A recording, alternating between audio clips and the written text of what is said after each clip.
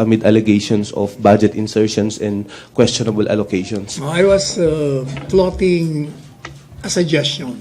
Yes, sir, From but my point question of- is, From my point of view as a lawyer and as a citizen of this land, that perhaps it's better that we have a department created by the executive whose function would be just to go over the country and look what exactly are the requirements of every district and then recommend, so that the accountability will be only one.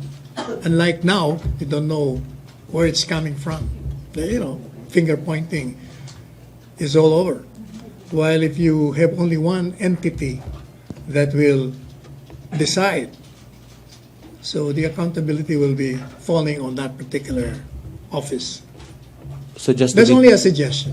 just to be clear, sir, this is your position and not the position of Malacanang. No. I was just floating the idea during the interview.